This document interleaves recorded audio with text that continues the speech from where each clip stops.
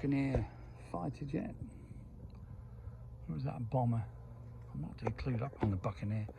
Obviously this one will go on a carrier, that's why the wings fold up. Flying mermaid.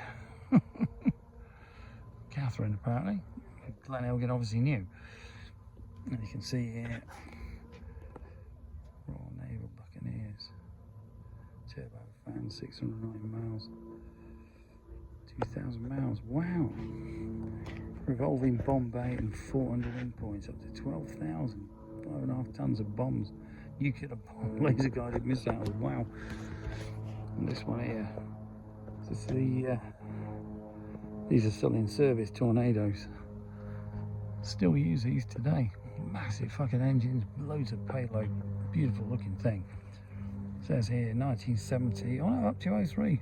Turbo Union, afterburners, 1511 miles an hour, 2.3, 27mm cannons, flighty chain guns.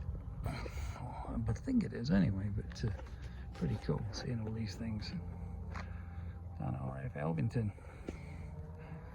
What's that one, team? Was it?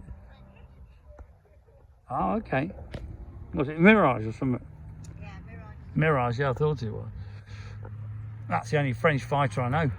Mirage. It's entered to the museum as a memorial to the French squadron. That's all. From the 1945. 2,500 kilometers an hour. Holy shit. Mach 2. Flew from Elvington during the Second World War. Rocket pods, yeah, tank got them on. I see the gunships have the rocket pods on them.